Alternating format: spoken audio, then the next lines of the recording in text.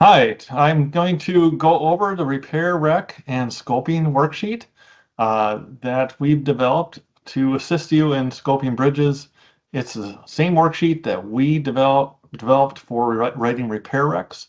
Um, and so it's nice to use the same worksheet when you're scoping, and then we will use that scope of work when we go to write repair recs and build off of that initial scope. It's nice to see how the costs might have changed. And there's a lot of features in this repair rec and scoping estimating spreadsheet that help us and help you develop work. So with that, I'm going to just get right into it and share my screen. Um, let's see.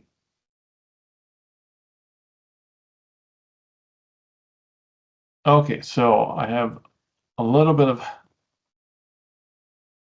stuff here. The first thing I'm going to bring you to is the bridge scoping worksheet or scoping web page. Hopefully you've seen this, but it's on the external website. Um, you would go to DOT state Minnesota US/bridge/scoping.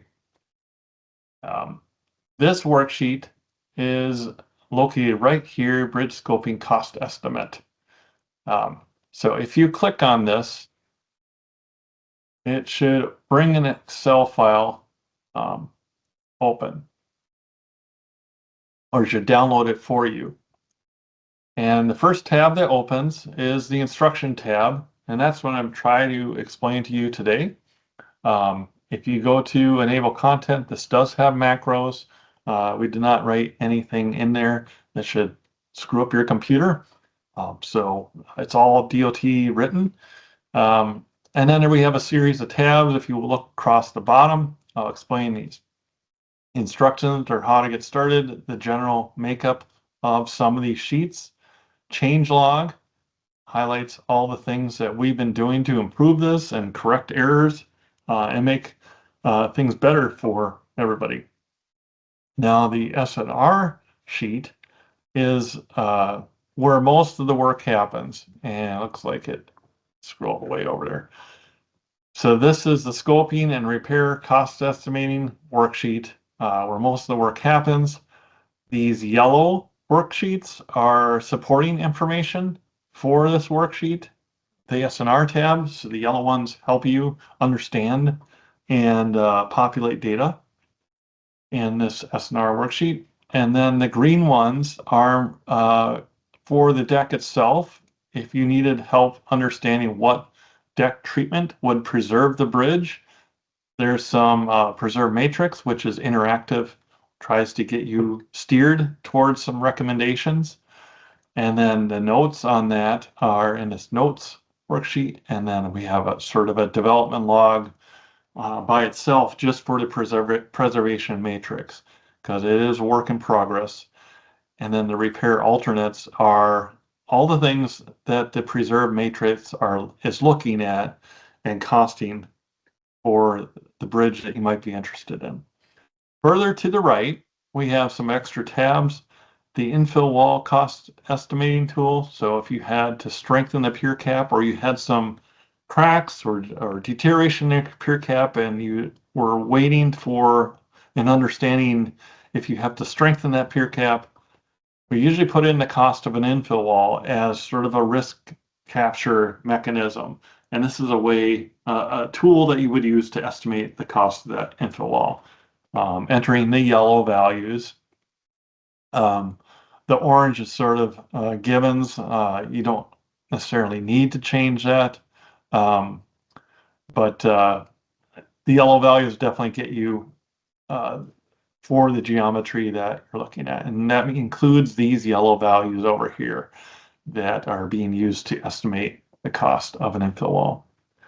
So this worksheet should be done for each pier of that bridge, and those costs should be kind of summed and then put into your S&R sheet under infill wall cost. And you can remove that risk later, but you're carrying that funding, I guess, basically with you as you scope until you can retire that risk. And that's only if you have piers with joints above them or piers with conditions that you need a structural assessment on. And we have the barrier worksheet. This is really a reference worksheet of all our historical barriers and whether it meets MASH test level 3, which I'll zoom in here because this is kind of tiny.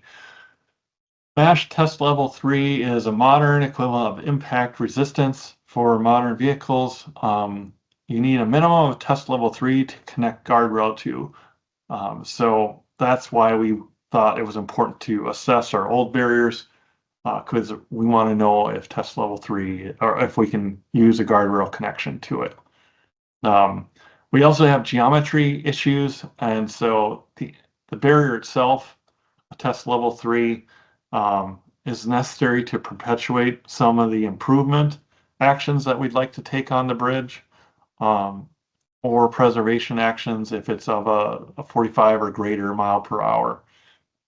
If you don't have a good barrier out there that meets test level 3, you might be forced to upgrade it if it's a 45 mile per hour or greater bridge. So look in the BPIG Appendix 9B, which is located over here. It talks a lot about, and the BPIG just Chapter 9 in general, it talks about barriers and our commitments to improve the safety for the traveling public against crashing through these older non-compliant barriers. So this is the reference worksheet. It is used in other places, and you don't necessarily interact with it. It's just reference. And then we have these codes, which are used to understand, the county we're in, and so you won't be dealing with this. The inflation should be updated. Looks like this one was last updated in 2024. I want to make sure that I grab the most current spreadsheet. And yes, now it goes to 27. This date is from 2025. So yes, these are John Wilson's, who is our, I guess, our accountant. No, he is our futurist. He knows these rates better than me, and he publishes these on a regular basis. So looks like year on year, we're between 3 and 4% increasing for an estimated inflation. So keep that in mind. The spreadsheet references these and uses it between the time that you're making this estimate and the time of your project. So you have to enter in when you think your project is going to go. So let's get into filling out this worksheet. First, I'm going to go to the SNR tab, and it's very busy, as you can see. But let's make this a little simpler. I have a bridge in here by default.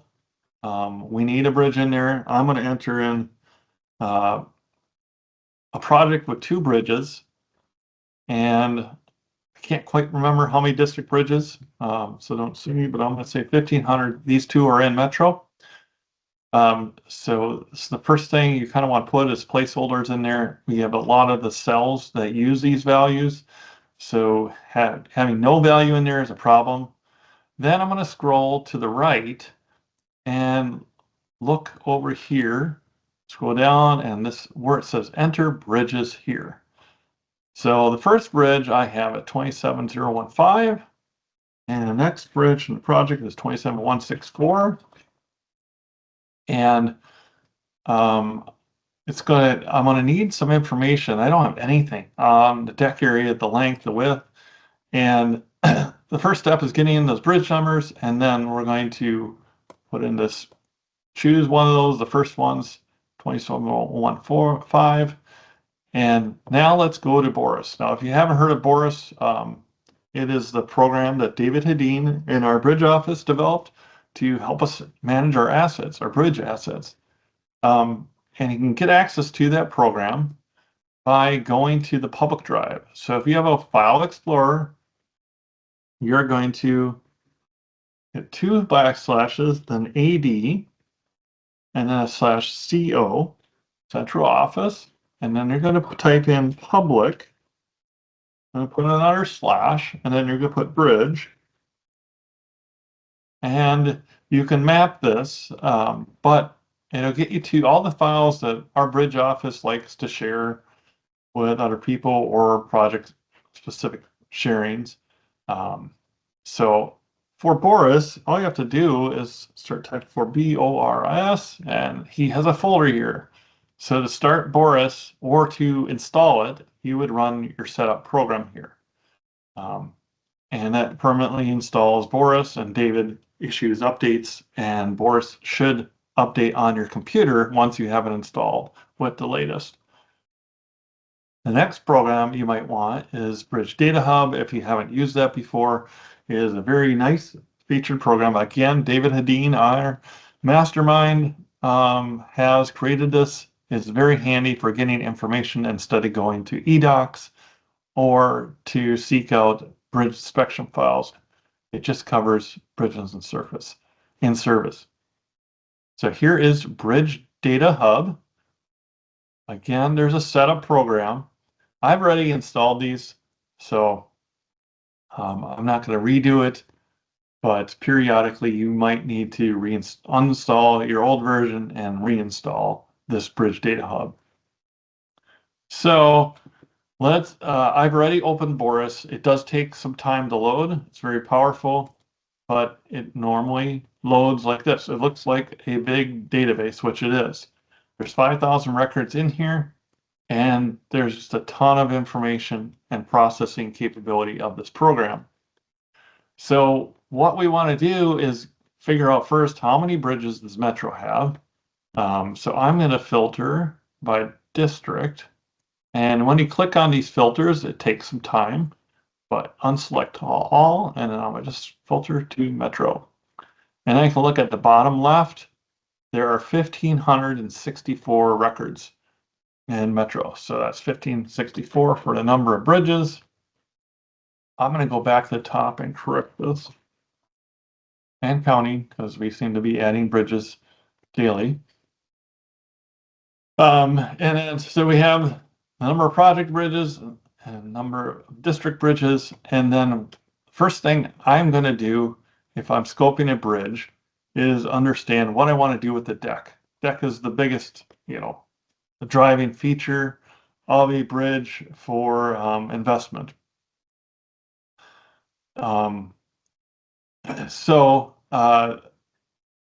Let's see. Before I go there, though, let's put in the approach panel areas, because that does play into some of those deck decisions. And you can use Bridge Data Hub. I already put in the bridge number here, but you can use this to search for the inventory and inspection report. And from there, you can get the approach panel area. So I'm just going to do a Control F and type in approach and keep hitting enter till I find approach panel item. And it looks like on the south, we have 880 square feet. And northbound south, there's another 960. So for that entry, the first one I'm going to put equals 880 plus 960. The other side is 1,000 plus 960. So I'm going to put 1960. And those should sum to 3,800. Yep. Okay, so I have the approach panel in there. Number of lanes. Let's see. It might be on the inventory. Looks like two-way traffic. Oh, there are 4 lanes on the bridge. So I'll put in 4 lanes. And then reference point. This is, not really necessary. It seems like we're moving away from reference points. And let's see, letting date. I think this is a 2027 project. I can't quite remember the same date. So in the absence of that, I'm going to put January 2027. And this is more for formalities. You might not know this information. Doesn't matter for scoping. So I've got some of the basic information here. I'm just going to work on this first bridge first. And at the very top, there's a number of toggles and buttons to help navigate around here. Don't worry about the all scoping or repair X. That's really for later, but this cost toggle is kind of convenient because it hides and reveals some columns. So when I hit that cost toggle, columns P through V, I believe, disappear. So they get hidden, yes. So those disappear, and it brings the bridges closer to the main area. Don't worry about item view toggle. That is once you enter in all your repair work, you can narrow it for printing so that it prints to 3 pages for a condensed repair rec. But for scoping, it really doesn't matter at this point, as we tend to use the electronic file. Bridge focus is a nice feature for when you're just trying to enter quantities for a bridge. So that just hides everything besides that bridge. And when you scroll, you just see the quantities that you might want to enter for that bridge. Don't ever put quantities over here in the estimated quantity. You want to be using the yellow columns or yellow cells. It will bring in, the beauty of this is that if you've got multiple bridges, whatever bridge you put up here in the C, it's going to pull the quantities from here for the estimated cost of that bridge. The unit costs are going to be computed using all of the quantity across that you might have. So you get economies of scale. If you're bundling a package of 10 bridges, you might have a cheaper price on Scarify bridge deck than if you just had one bridge in your project. So that is the benefit of using a multi-bridge scoping worksheet like this. And you can see that by hitting the cost toggle. And you see that we have a low quantity range, a medium quantity range, and then a high quantity range. And it is interpolating between these quantities and those costs to get you to the best unit price for your project. So it does that in the unit cost.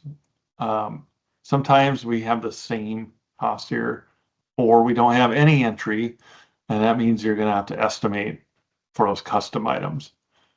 At the very bottom, there's some red ones, meaning we're still working on them, or it's the best we know. You might have to consult Jeff Southwood or a bridge estimating unit. But at the very bottom, once you get your bridges all in there, there's a mobilization cost range. Big project, smaller mobilization. Actually, is this the mobilization or the risk? Okay, yeah, this is the mobilization, I believe. So big projects, small mobilization, small project, higher percentage. Same thing with risk. If you have a small project, 100,000, you're going to have a high risk on that because you don't know how many bids you're going to get and what sort of competition there is. So you want to just make sure you have enough padding. It seems like contractors aren't interested in small projects.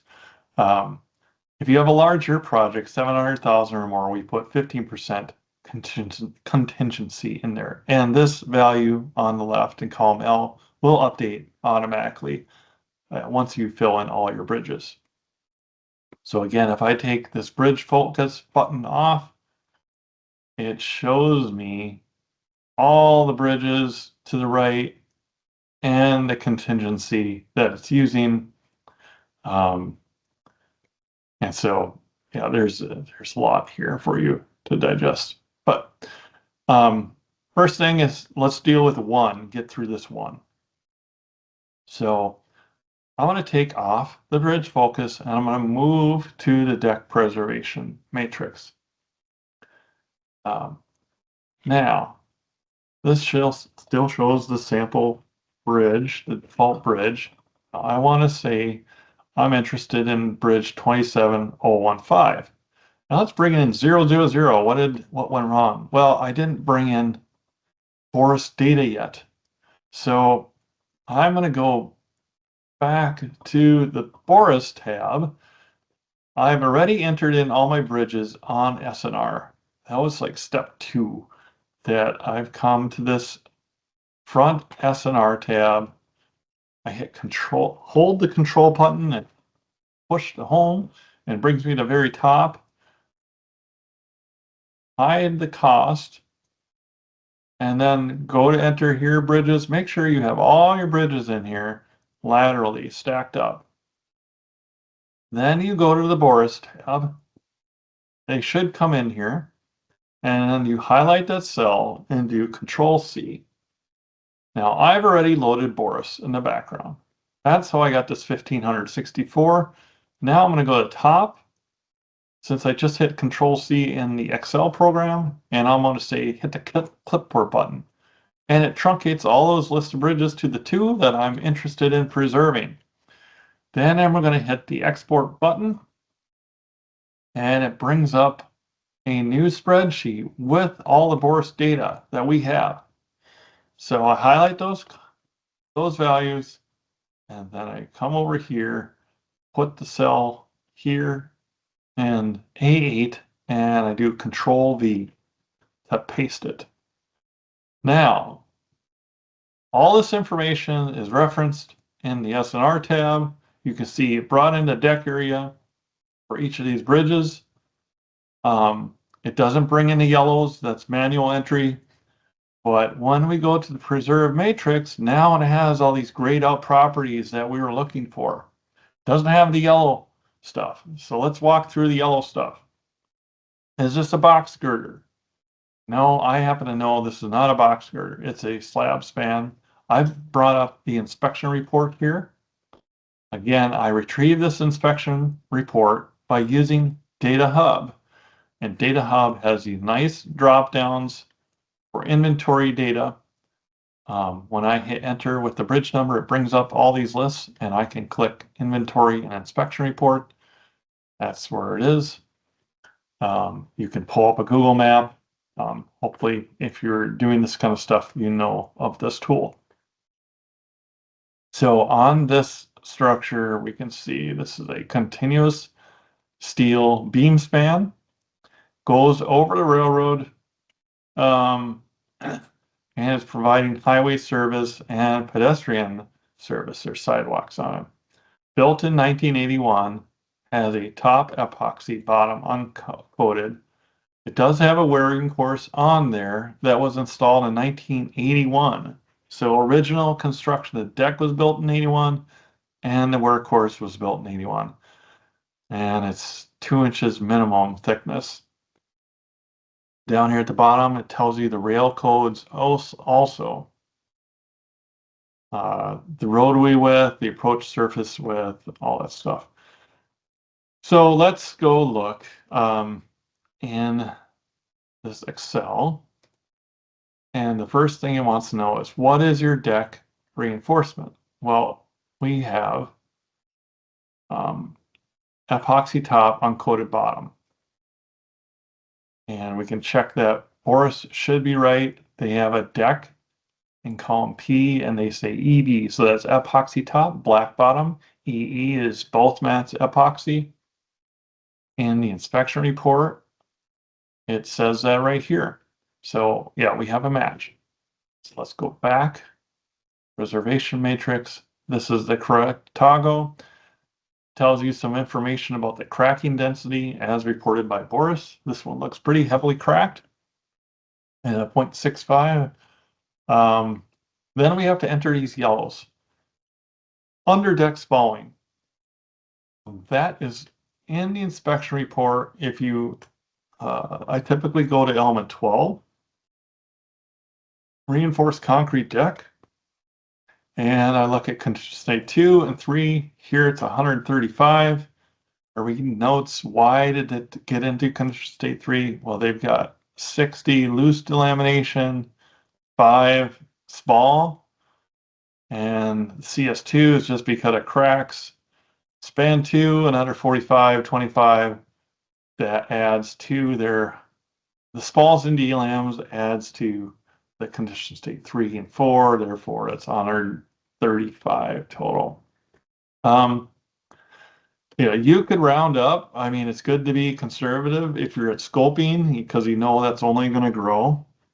But I'm just going to, for this purpose, estimate the underdeck spalling at 135, what the condition state 3 and 4 are.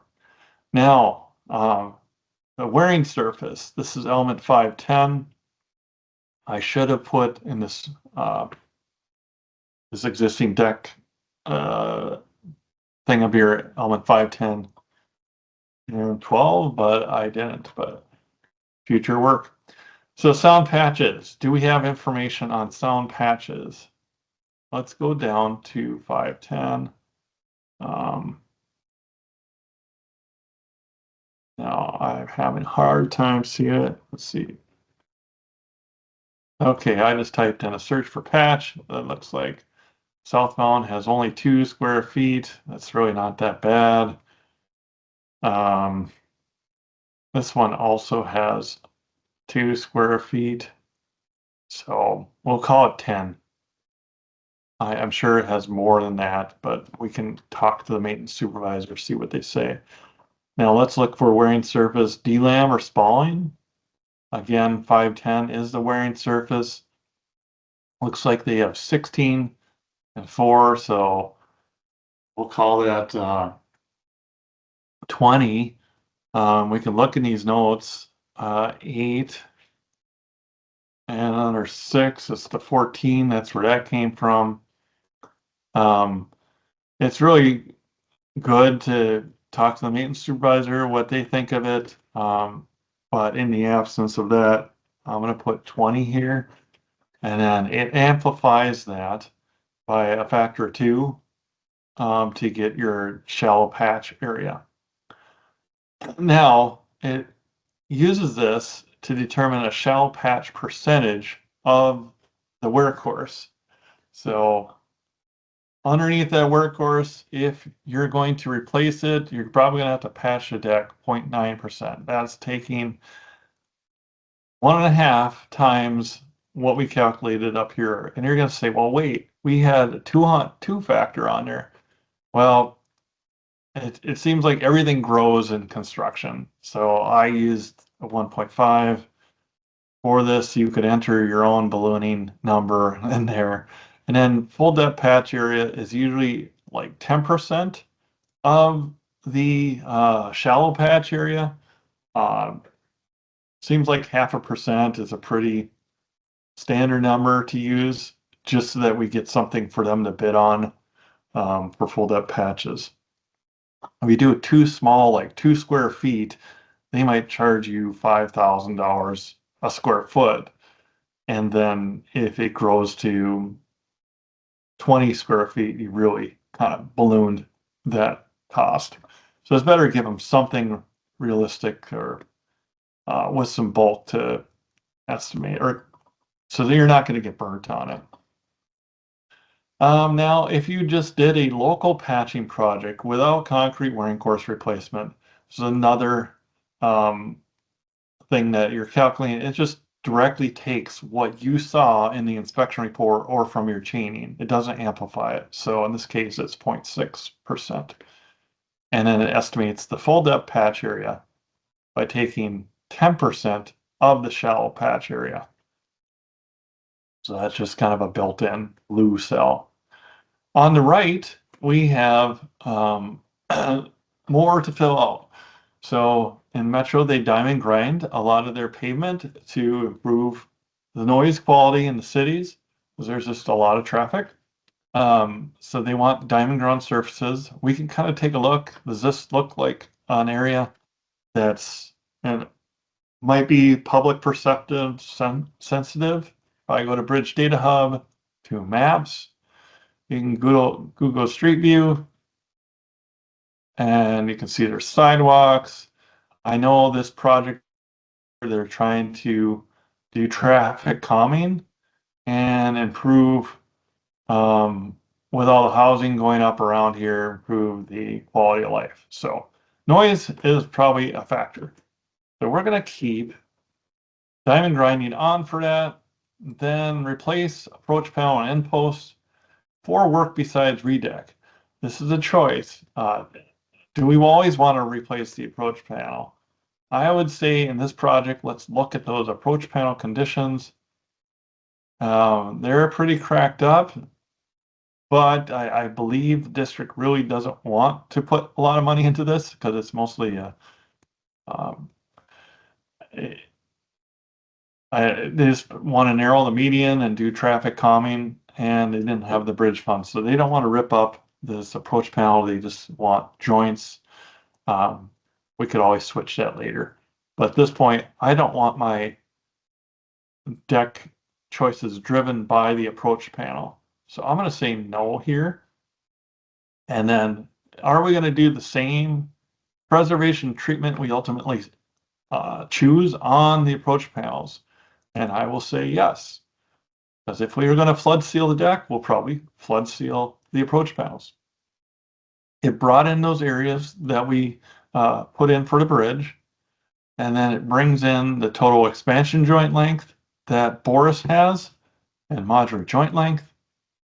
And then does the district, is their main thing that they want to get new joints here? Yes, I think in this project, they do care about the joints to protect the paint job they already did on this bridge. If we just, sometimes they just want to come in there and do local patching. It's a roadway project, and let's relieve the bridge crews a little and patch the deck with contract forces.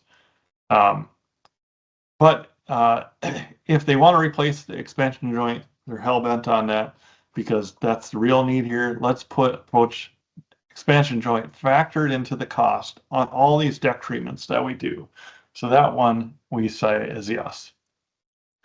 This area, miscellaneous info, is some information. We're still trying to build off of it, but it does this concrete wearing course present. It influences what pay item you might use to remove the wear course or to just scarify a monolithic deck. And it is an area we're going to improve upon with some research about, does the rebar cover history matter, that you can predict deck patching from that. And we just haven't built this functionality out yet. Hydro demolition is a tool for heavily deteriorated decks, and we have some blue values here. We say hydro demolition is probably a good tool in the toolbox if you have more than one bridge in your project and they are needing deck patching of 15% or greater. There is a lot of notes on this. We're still evolving in our guidance, but if you look at preservation matrix notes, there's some insights into this. Call me a liar. Somewhere over here. Sorry, I thought I had preservation hydro demolition notes. Okay, for future. But hydro demolition is a tool in the toolbox for heavily deteriorated decks that the bottom of the deck still looks decent. Now, the barrier. So many of the things that we scope are contingent on, do you have to upgrade the barrier or not?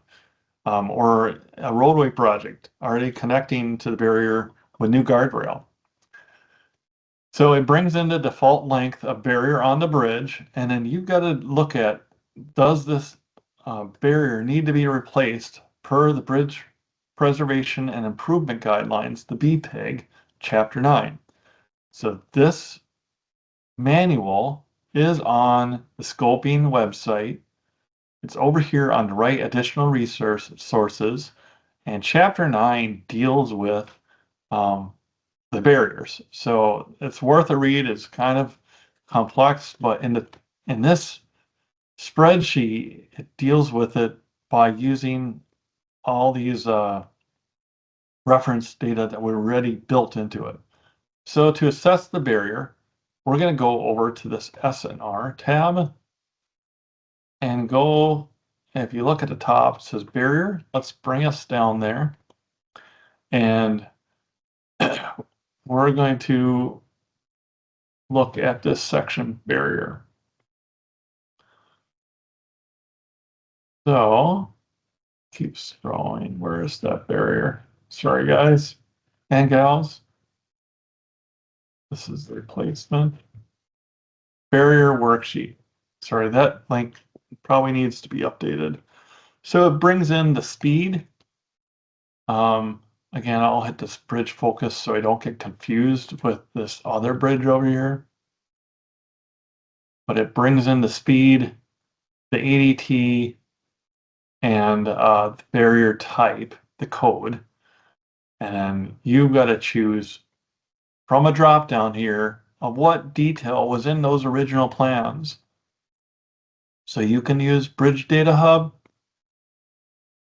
go to the eDocs, you can open the original plans, the oldest plans, usually for this bridge would include that barrier. And when you open that, I've already got it open, and I've scrolled through all these sheets and I get to superstructure details, railing details. This railing detail is really for the fence. Finally, I get to concrete and fence railing, type F. So this detail on the right, the bottom right, is figure 5-397.120. This is the barrier standard that was approved in 1979, revised in August of 1979. And so we're going to look for a drop down with this figure number and our choices. And here's the 397.12. Sorry, it's so small. And this is dated from 1976. There's also a 1981, which is newer than our bridge original construction. So we're going to go with the older one as being the standard that we're going to use in here. Now, it brings in the data on that barrier. You do this. This is the left barrier. Again, if I click off the bridge focus, we could probably see what it's asking for in these. We look at the right barrier, same thing, drop down. We're looking for the 1976 one. The bridge focus, and it's telling me, hey, this is this figure, and it doesn't meet, not satisfactory. NS means not satisfactory. It doesn't meet TL3. It doesn't meet 350. And so if we went in there with a bridge preservation project, we would probably need a written design exception or barrier upgrade deviation from the BPIG. So that's kind of a red flag for some of the preservation types. Now we have in the BPIG, if you're just going to patch the deck or do a joints only, you could probably get away without upgrading the barrier. But if you're going to overlay the bridge, you're kind of committing to a 20 to 30 year life extension. And so you really got to get approval from the bridge office to not replace that barrier or upgrade the strength of that barrier. Now this one, the speed is, where is it? 30 miles an hour. So that's pretty low. And the ADT, it's up there. So it would be a factor in getting a design exception. Again, these test levels, not satisfactory for, that's really if you want to connect guardrail to it, or if it's speeds of 45 miles or more. So this probably would be exempt from upgrade. You just have to dig into it a little bit more. So since it's a low speed, I'll assume to get through this training that it's going to not need to replace the barrier. I'm going to go back to the preserve matrix. So back in this barrier I'd so say no here. I don't need to replace the barrier because it's low speed. If we did need to replace the barrier, if I had to reconstruct the overhang because it was all deteriorated, say these one line concrete railings sometimes let a lot of water over the edge and it corrodes out the underside. You might have extra work to get that new barrier to work. So you might need to reconstruct the overhang. In our case, no. And sometimes the barrier has poor condition, like it's deteriorated, and that's where you'd want to say, hey, I need to replace that barrier no matter what, even if it is saying it's the details are fine. So you might want a yes here in your work. Then your service life extension, and for this project, we're going to say 15 years. Let's get at least that for this reserve matrix. Now we said epoxy top, uncoated bottom. Let's click the button that says show only the relevant matrix. So it's going to hide a lot of rows in the spreadsheet and highlight the things that pass our screening criteria. Screening criteria in this preservation matrix is on the left. You have the rebar age, the deck MBI, the element 510 wearing course, condition state 3, explain the crack density, and deck element 12. So we came up with these just by expert judgment, but a lot of times you're making judgments that what is the right fit for project. So just because it's kind of browned out here doesn't mean you can't choose it. It just means it doesn't pass our thresholds. You might ask yourself, oh, why didn't my mill and overlay work type that I really wanted, why didn't that pass? Well, you can go over here to the right, and I want to zoom in on these thresholds and checks. So the first threshold was rebar age. These are the filters for each of these work types that we put in there. You know, if it's 99 to 0, we allow any project to have that work type. So a Y means this work type passed for that screening. So it met that threshold, it met this one, it met this one, but it didn't meet the cracking. We got too much cracking for this row 51 work type, which is local patching and chasing the cracks.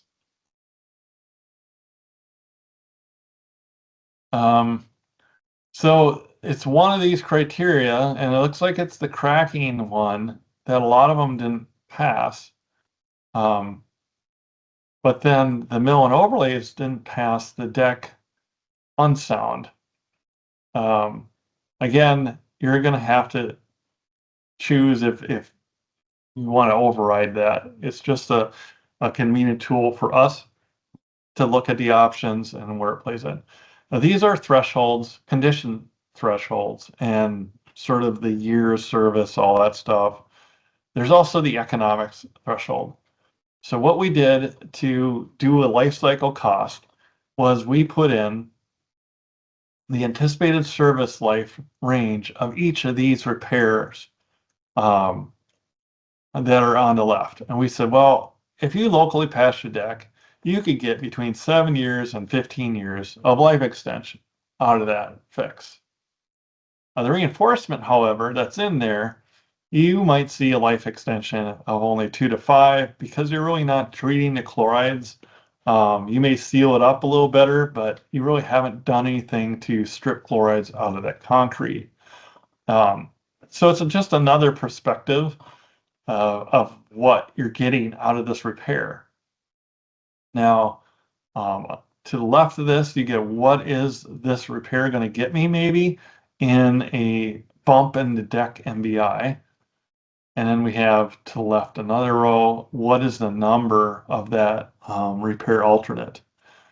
Each of these alternates costs some money, and they're ranked from cheapest to most expensive. So that's important to understand what your investment is. If you go over to the right here, repair alternates lists these alternates that are MnDOT typically employs, and then the last one is a redeck. Repair alternate ranks the items from cheapest to most expensive. For some reason, the PPC is really expensive on this project. And then probably because we said do it on the approach panels too, and they represent a bigger area. So the redeck is down the line here. And it's using these increasing investments to determine what is the cost of your project shown here for these options that are being estimated. And then it uses that estimated cost, comes up with a cost per square foot of deck area. And then it gives you as if you were taking a loan over the proposed service life. What do we put in here for proposed service life? We put 15 years. So it's treating these each as a 15-year loan, and you wanted to borrow this amount, and over that deck area, it costs you $35,800 per year over 15 years to perform that repair. This is based on the proposed service life. Now, if you look at the redeck down at the bottom, if you redecked it and only wanted 15 years out of it, it would cost you $83,200 per year of over that 15 years to afford a redeck in year one. So not as good economy there. Now, if you look at this, not these 15 years, but look at the actual service life range that we gave for the repair alternate, it's going to do that over here. The cost per year of the service life range of the fix itself. So that is a different value than just the static 15 years. So as an engineer, you can say, well, what can I afford and what is the best value by looking at these amortized costs per year of the service life range. So the local patching type D through F with flood seal, that came in a range that was 44 to 36,000 per year of service that is going to gain you. Now, if you went down here to mill and overlay with either a microsilica or a silica fume or our low slump, which is a 3U17A mix, that actually turns out to be a better investment because it gets you a longer service life. The loan that you pay for that is cheaper per year service that you're going to use that bridge. So it would be smarter to use this mill and overlay if it passed all the thresholds. So you got to dig into why didn't it pass, and am I okay with that as the scoper? You can do these overrides and just choose that. But in this case, I believe Metro wanted to just get the joints fixed. They wanted to continue to flood seal the bridge deck, and most of the investment here was coming from roadway. So they needed joints anyway. So in this case, they wanted option 5. So I'm going to go up here to user scoping choice, pick the alternate to use, and I'm going to choose 5. And so that should echo in what you chose just to make sure. And if that's what you want to use, push the button. And it should copy all those costs into the bridge number that you're scoping on the S&R tab. And get you a head start on writing a repair rec or generating a better cost estimate. And again, this is just the deck and approach panel and joint. But it partially fills out that S&R worksheet or deck in the appropriate items. So it looks like the macro has finished. We can go now to this red S&R, and I'm going to jump to the top, hit Control Home I'm going to use bridge focus, and we can see where did it put the values. I'm briefly going to click off the bridge focus button so that you can read these headings. It says that I pressed that button in the preservation matrix on today, and it pushed the values over here today. So as I scroll down, I go to bridge focus again. As I scroll down, we can see where did those quantities it used to come up with a cost estimate, where did those go? Well, it put it in these columns. So you can override these now that you made your choice, and we're going to round to nearest values, and I want to say I want 70 square feet and 70 square feet. And type F is a deep patch, and I'll say 5. Flood seal, it came up with this value for the workhorse area and the approach panel area. So you're going to want to double check these quantities. Reconstruction expansion joint, put in that quantity based on what Boris was telling it. Clean and seal deck joints. You might ask yourself, what is clean and seal deck joints? Well, first of all, what you'll notice is that some of these are capitalized and some of them are lowercase or sentence case. Lowercase or sentence case means that it's not a standard pay item, and it's not a boilerplate rec item. So it's going to be a very customized repair. Whereas uppercase means it's sort of standardized, and we have probably a boilerplate special provision for that work. So if you're wondering, hey, what is clean and seal deck joints? You can go to the repair item guide and look in here. I'm going to get, it's not at the top, so I'm going to go to the top and say, where is clean and seal deck joints? First of all, you can filter this by, did I use this item or not?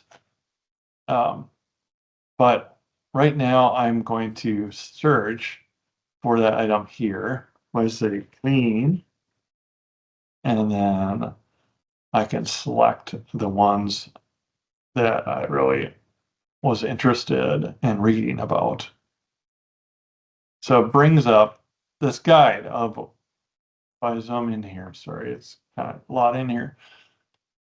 When to use. This is our best effort about when to use that item. What we would write as the engineer writing repair recommendations as a repair note to accompany this worksheet.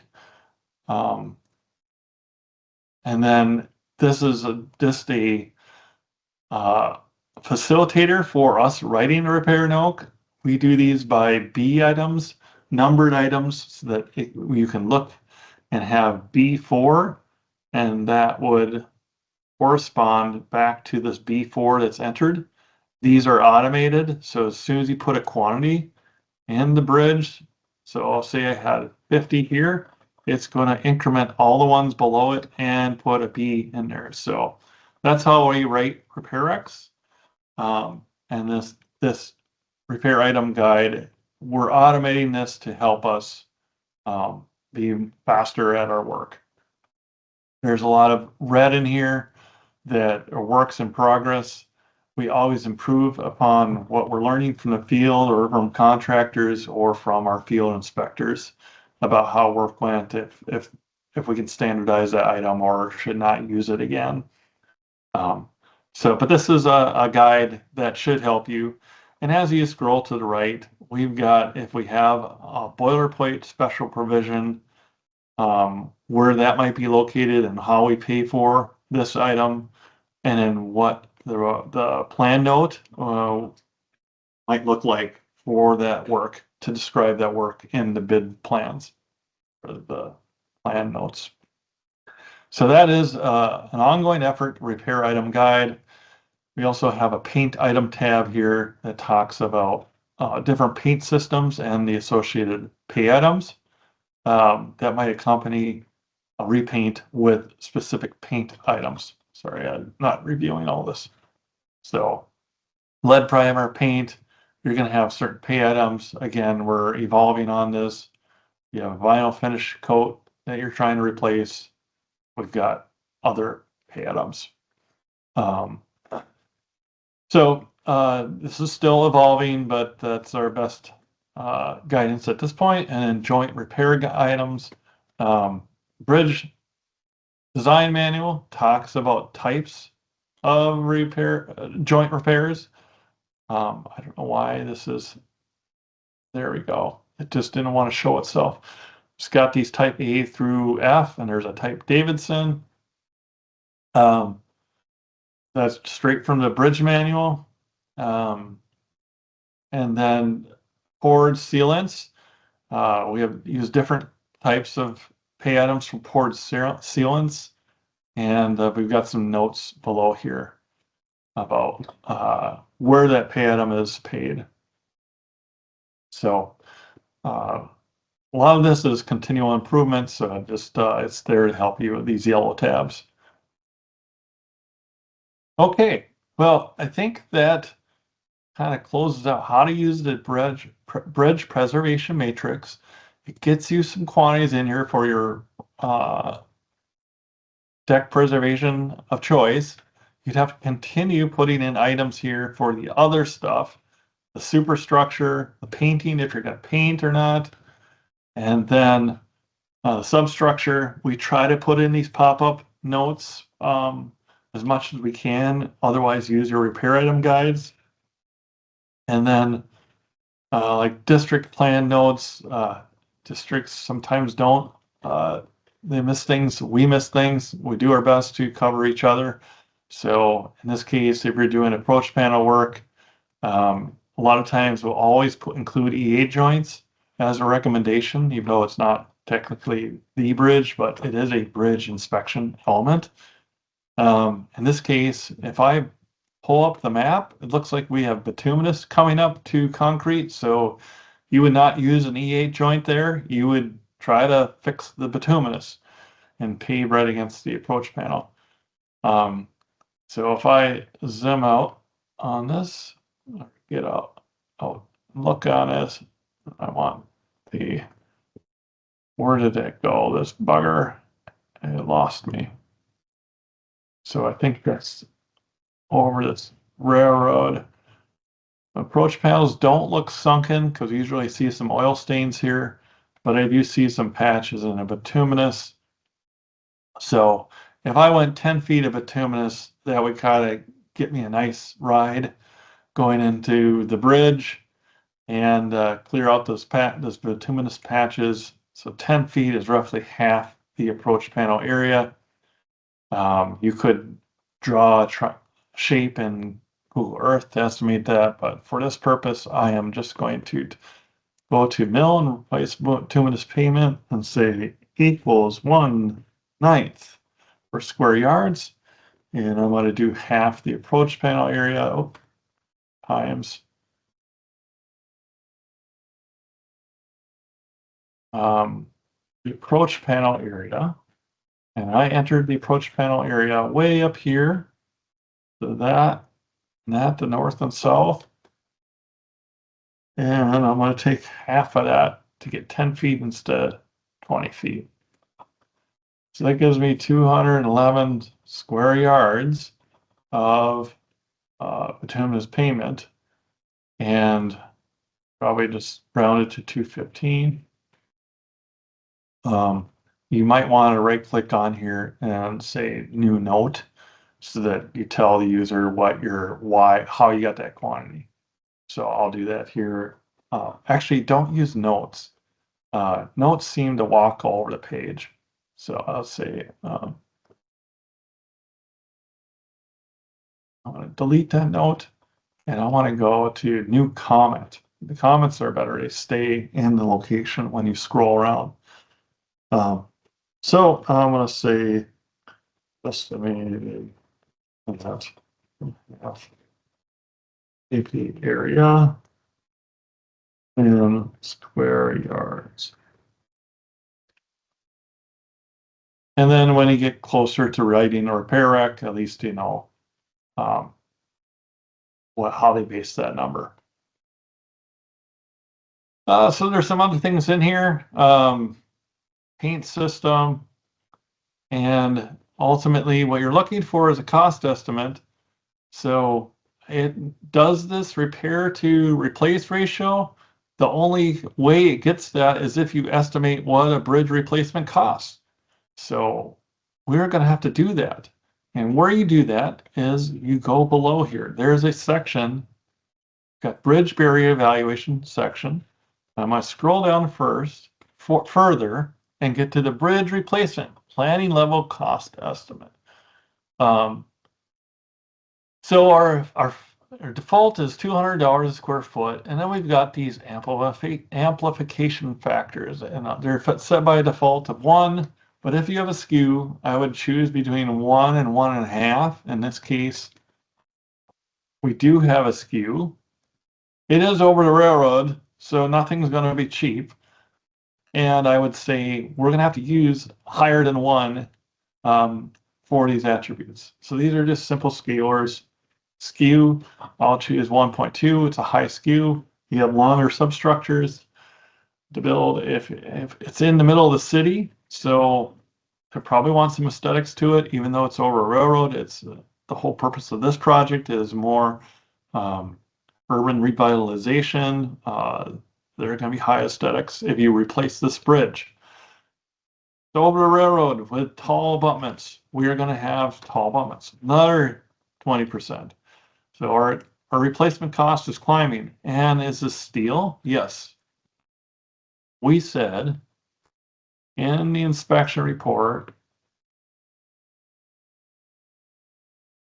that this is continuous steel bridge span. So more than likely, you're better off putting 1.2 there for steel to begin with. And because it's over the railroad, I don't have a factor for a railroad. I want to bump an extra 30%.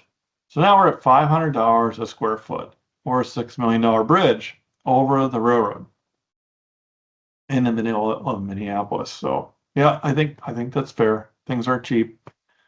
So when you do this, it brings up a factored unit cost. It applies some contingency factor and MOB and staging cost. Now, staging, you could say, well, we're going to close this road. And you could change this to 0, and that will help you. But only slightly. Still very expensive bridge to replace. So it uses this replacement cost as a crude way to determine, is this a good investment to preserve in this manner? That's 6% of what a replacement is, and we're getting it a life extension for pennies on the dollar. So preservation is paying off in this case. And we set a goal of 15 years.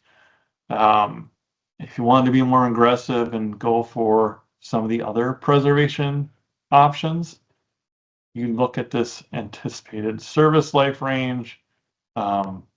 We have altered these service life ranges based on the rebar composition in that deck. And the reinforcement service life extension is really, does this preservation technique actually help the rebar? In some cases, it does, because it strips heavy chlorides out of there. If it's a epoxy polymer overlay, it cuts off the moisture, and it could improve the service life also. So if we scroll to the right or to the left, if you look at PPC here, we think that it can have a dramatic effect on the reinforcement service life, because it really provides a good seal.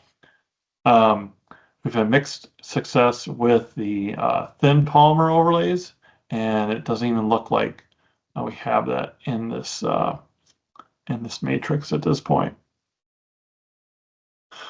So, but that is another technique that you could use, is a thin polymer overlay, like 2 layers of epoxy and rock.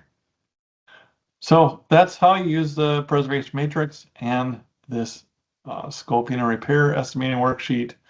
And at 6%, we haven't really put in substructure repairs or anything, so that will add to it, but it's unlikely to move the needle because deck preservation is your major investment, usually.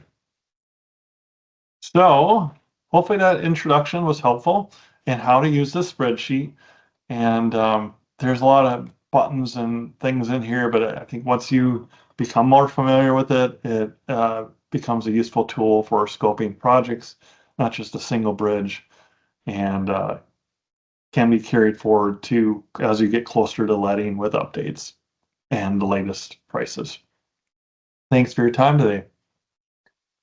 And talk to your regional bridge construction engineer or your scoping engineer if you want assistance with this spreadsheet.